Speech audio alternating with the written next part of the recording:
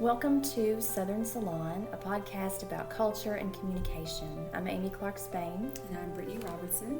And we're glad you're with us. So this is episode 4, and we're talking about, I guess, a crisis of faith. We are, and we're doing this completely unscripted, which could be very dangerous, but also I think for this topic is probably the most important thing to do.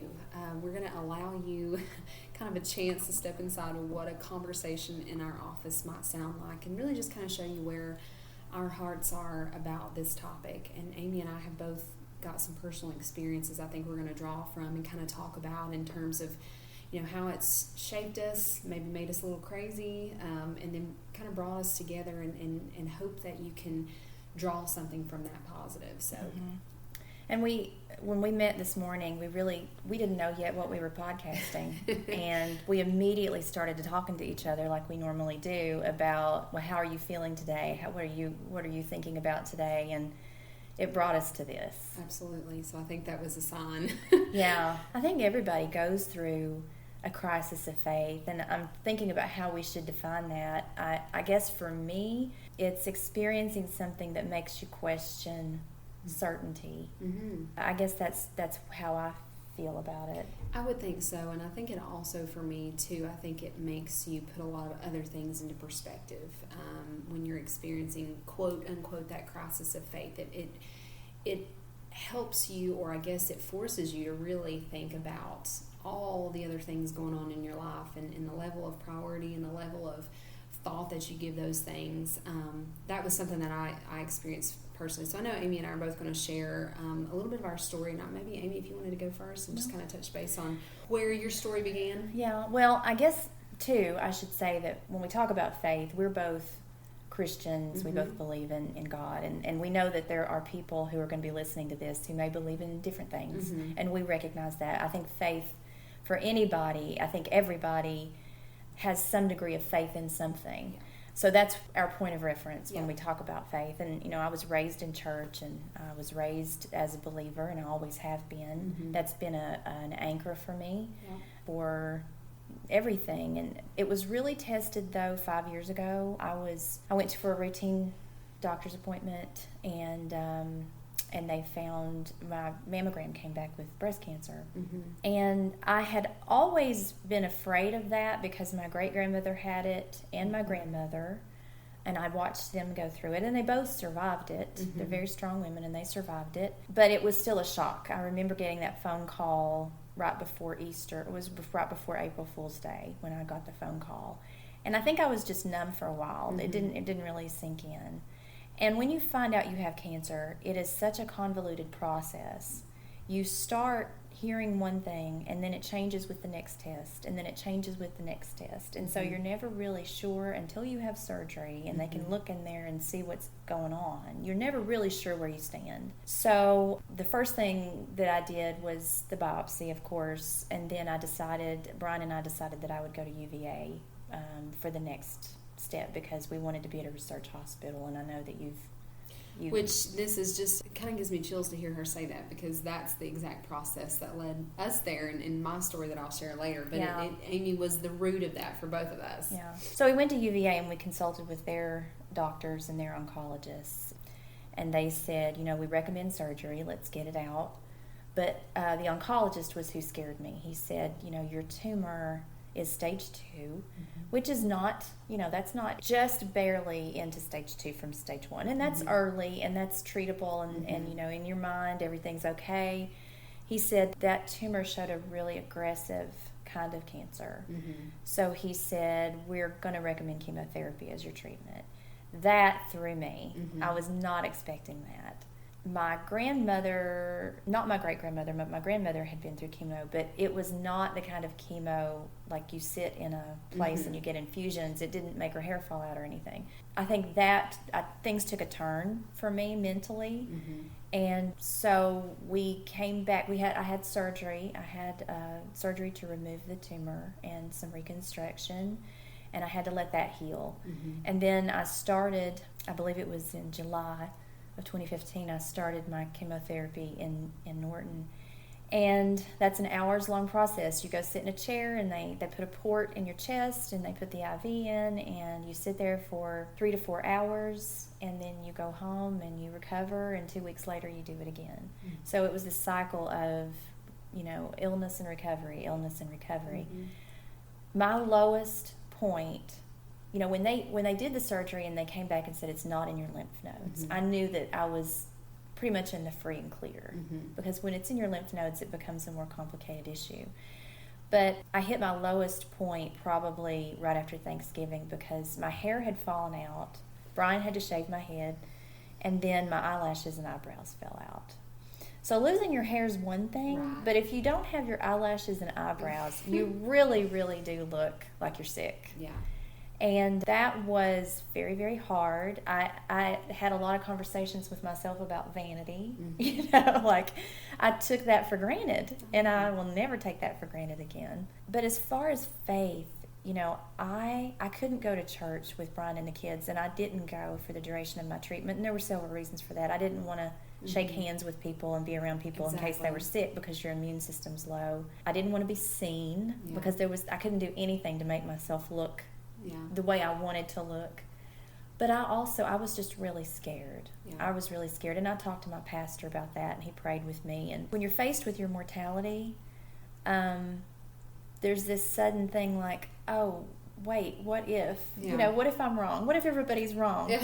What if God's not really there? And I'm going to say this, and it's going to it may sound morbid, and I don't mean for it to, but it was such a great peace and this is why I believe in prayer, because I was praying one morning. Brian and the kids would go to church, and I would sit out on the patio and have my devotions while they were at church, and I would pray and I would write in my journal. I remember praying, give me a sign or tell me something because I'm scared, even though this is supposed to be okay. I remember the oncologist saying, if it comes back, this aggressive cancer, if it comes back, it will be much harder for us to fight it. Mm-hmm. And that will never leave me for the rest of my life. But I said, please give me something, give me something. And sometimes, Anne Lamott's one of my favorite authors, and she's got a book called Help, Thanks, Wow, and she says sometimes all you can pray is help or thanks. Or that's all, that's a prayer. And she said sometimes that's all you can say. And this voice, I swear these words came to me. They were not mine. They were not mine.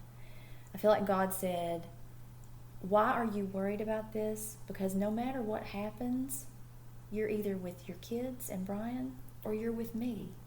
And you can't go wrong. Mm-hmm. And that gave me so much peace. And I still think about that. I have never felt about death anymore since that day. I've not been afraid anymore. And so I don't know that would give somebody else peace, but it did that for me.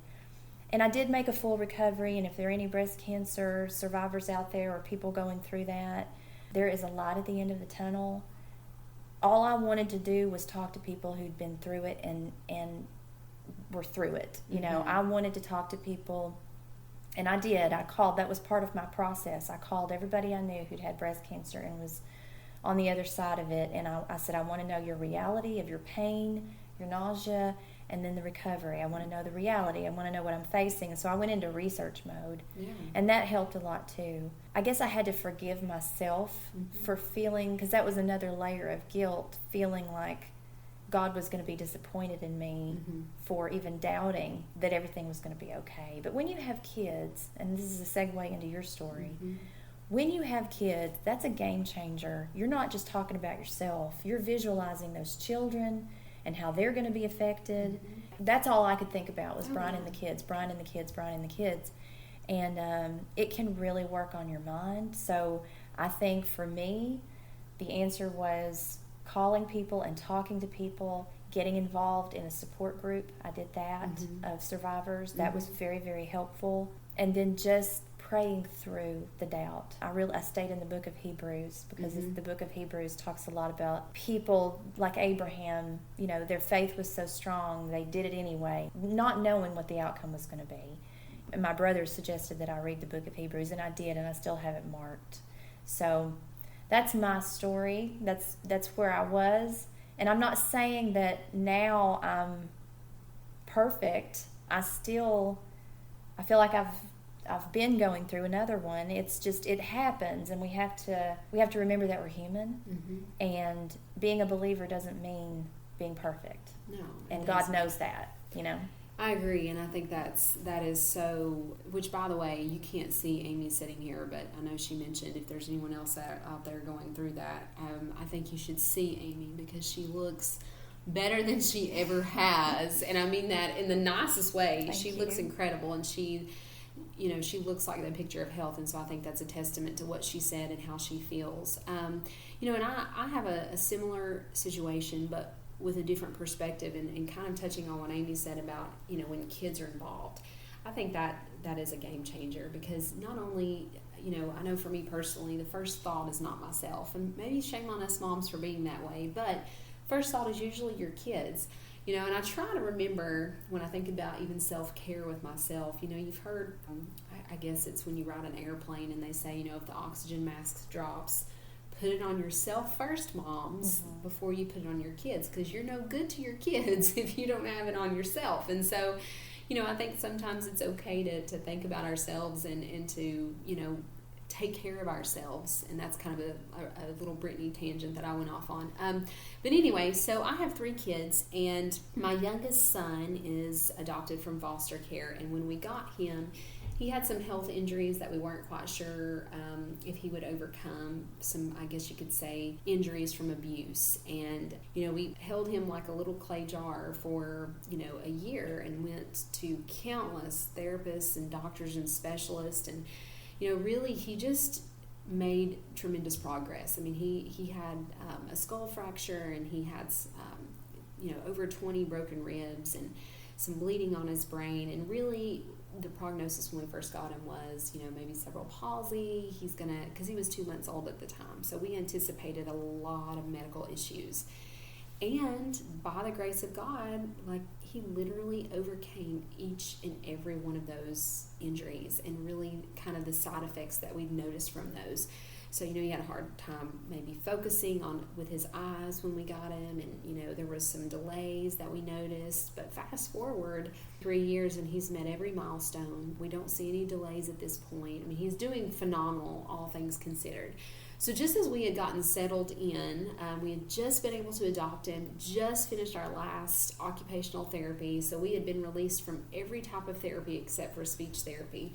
Really feeling confident about the future for him. In the summer of 2018, he contracted E. coli 0157, which is a strand of E. coli that can be deadly depending on who it affects.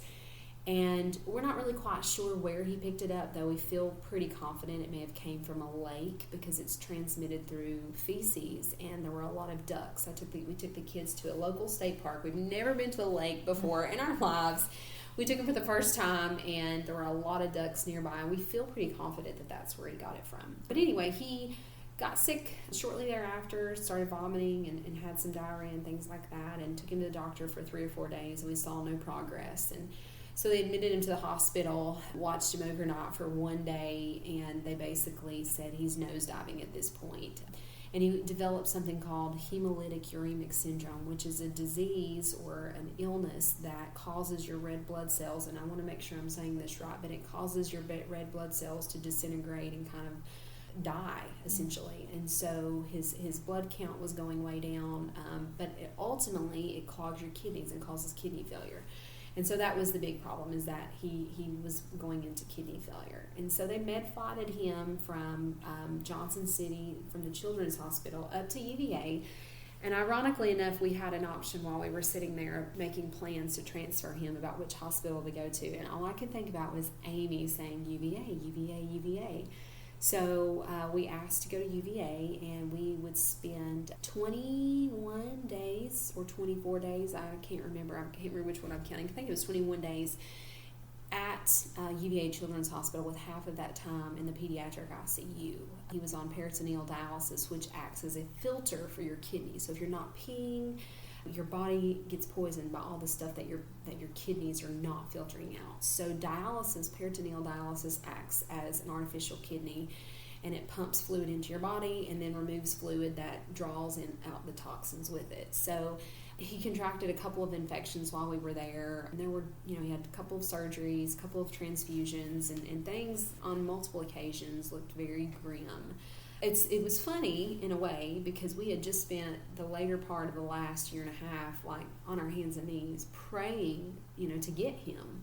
We got him as a 2-month-old in foster care and prayed for a solid year that we would get to keep him. And then, here we finally got off the floor, got off our knees, and then we found ourselves right back in him only a few months later. And, I'm in the same boat as Amy. I have a wonderful church family, raised in a Christian home. I'm a believer. It's so funny.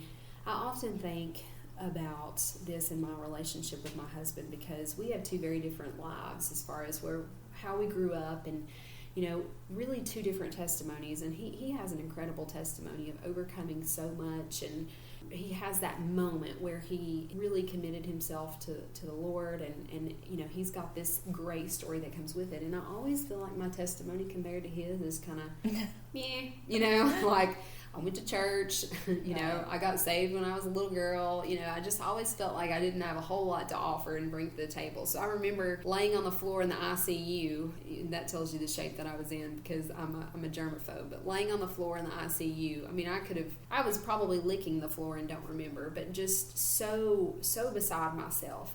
And I started writing, probably like Amy did. And I would say the journal that you kept during that time is probably some of the most powerful writing that you've ever done. But I started writing and started journaling and started sharing and we had so much family back home that were wanting to be updated, and friends and church family, we couldn't update them all. So I started sharing it on social media against my better judgment. But it was just a way to keep the masses informed, and I go back and I read what I wrote while I was there, and it doesn't even sound like me. But I'll tell you this, I followed you and read all that. And it was so powerful. It was so powerful in your pain as a mother and to watch you and Ben and to see, these were not staged Instagram photos. This was you laying in the floor. This was you asleep across his little body in the bed. It was powerful. It really was. Well, maybe you're going to talk about that, but I know you touched people. I know that you had influence that way beyond your family, beyond your church family. Well, this is when I'm trying to keep the waterworks inside. But no, when I go back and read that, I often think about my faith, and I was mad at God. I was. I had seen who was my son. He, even though he's not my, he never came from my body. For me, adoption felt just like that. So I'm looking at my son who has had a wretched life for a little boy. A 2-month-old should not have to endure the things that he endured. And so I felt like he came into the world with a disadvantage. And so he went through all of this stuff, and then to have this over top of it, I was mad, questioning, and I was frustrated. And I think that was probably my initial reaction, was just anger. And I want to be careful how I say this, because I never want to say this was the best thing that ever happened to us, because it wasn't. But what I saw as a result of this happening to us in our family, in my own personal life, when you hit rock bottom, I think, again, going back to you talking about your darkest days, when you hit rock bottom and there is nowhere else to go but up, that is the biggest perspective changer, or the biggest perspective piece that I've ever experienced. When there is nothing there is nothing else that's holding you together. You have nothing that you can, you have nowhere to go but up. I think about where and how that enabled me to have a complete perspective shift, and I'm grateful for that. I'm really grateful for that. Not grateful that this happened, but the lessons that I learned outside of that. And I wrote a blog post shortly after we got home, and it was, I think I titled it Lessons from the ICU. And we saw so much sickness while we were there, so much death. I know Amy's talked about survivor's guilt. We felt guilty walking out of the hospital because we knew that we were leaving kids behind that we'd gotten to know that we're not going to be leaving. And you talking about a major perspective shift. When we got home, I can remember laying up there in that hospital bed with him and just missing washing my dishes and missing putting my kids to bed, my other 2 kids to bed. And it was right around the time that they would be going back to school, so I was praying that I would get to be there for the first day, and hoping that I could go school shopping with them, and all these little things, these minute details in life that we look at as a hassle or a headache or we don't pay attention to, oh man, I would have been the luckiest girl in the world. I can remember saying, I want my life back. Yeah. All of it. I just want my life back. I can't wait for this to be over. Yes. I mean, I can remember laying in the bed thinking, my gosh, what it would be like to wash a sink full of dishes right now, and how I wanted to do that. When I think about, getting on the other side of this, I mean, I'm with Amy in terms of prayer. I mean, I think both of us, my husband and I both, I can remember the day that he went back for surgery. I can remember both of us laying on the floor, and just there were no tears left in our body, and just saying, here I am, Lord, rip me down, tear me apart. What is it that you want from me? And I remember we had about an hour and a half wait in surgery, while he was in surgery, and they would update us every 30 minutes, and we were right across the street from the University Baptist Church. And I was just craving the smell of a church, of a hymnal, of a pew, of something that reminded me of home and reminded me of Jesus, honestly. And so I walked up there in a t-shirt and shorts with tears all over me, and just slipped in the back of the church, and I just sat there, and peace in the presence that I had in that church in that moment was probably something similar to what Amy said. It was just a wash of comfort, showing me that, and I know Amy and I have talked about this, if I get to myself for long enough with just me and my crazy mind, I can go in dark places. But when I flush that out, and I talk about this some with some of my friends, even talking about what I surround myself with and the people that I surround myself with.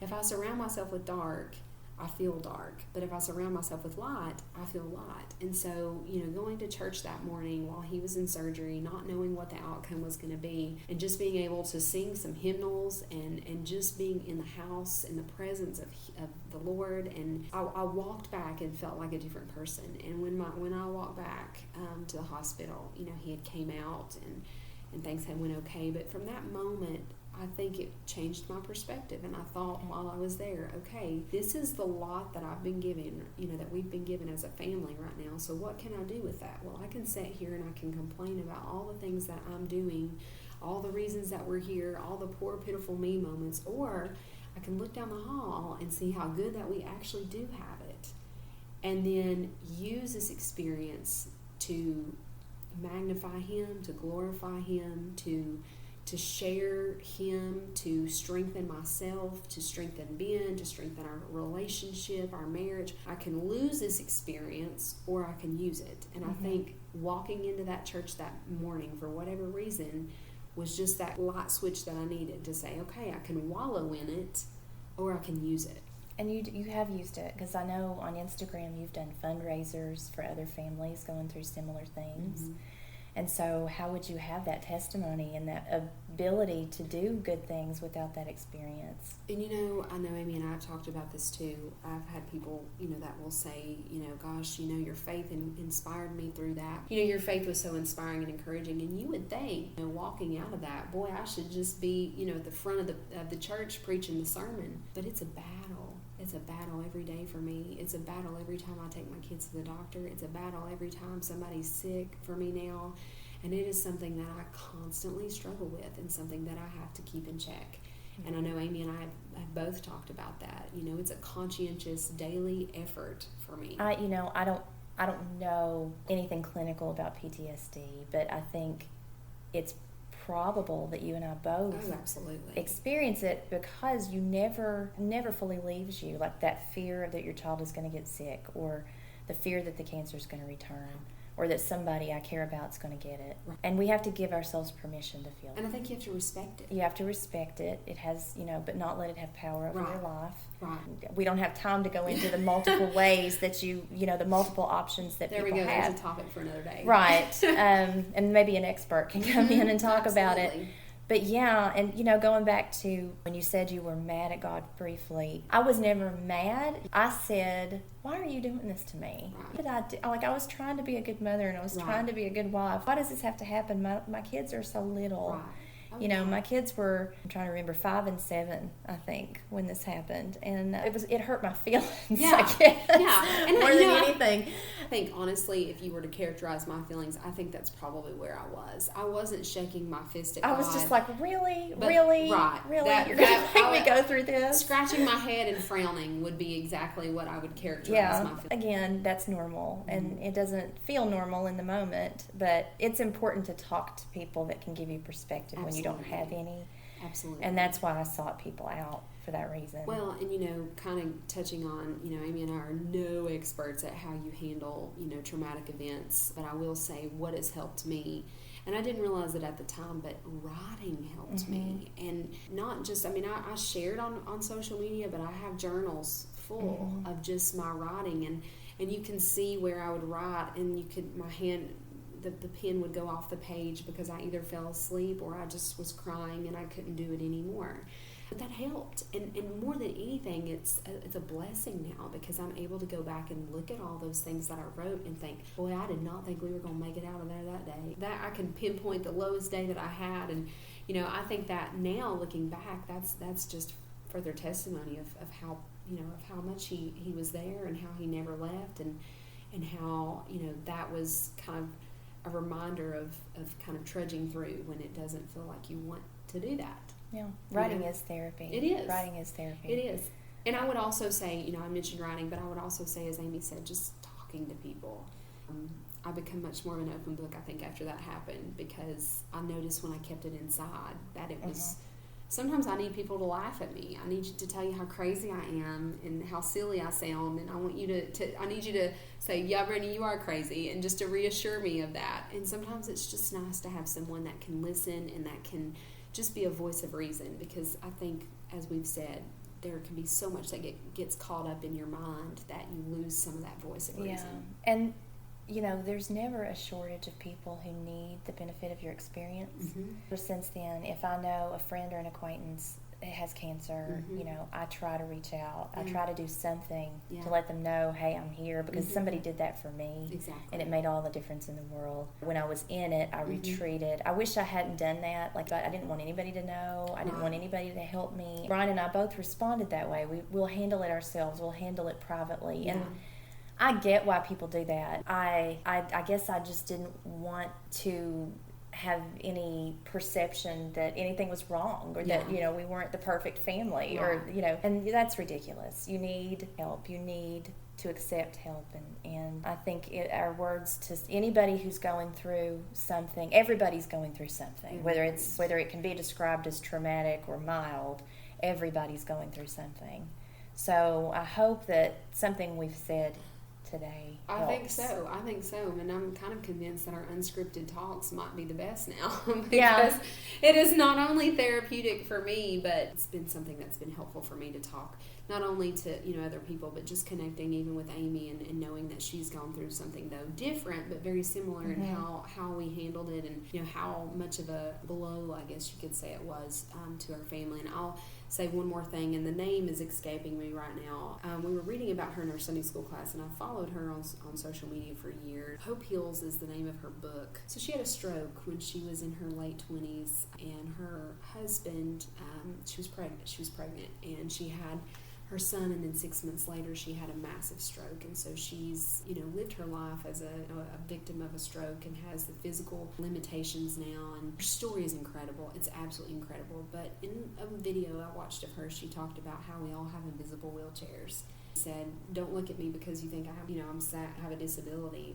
We all have a disability in some way. It's an invisible wheelchair that we have, whether it's that you suffer from crippling anxiety, or you suffer from actual physical ailments, or broken relationships, or divorce, or loneliness, or whatever. Like, there's so much. Everybody is going through something, and I think hearing that perspective is a reminder of everyone needs that extra help. Everybody needs that boost. Yeah, and we were talking before too about how what you experience in your mind has physiological effects on your body, and absolutely. It can really bring you down really fast when you can't eat.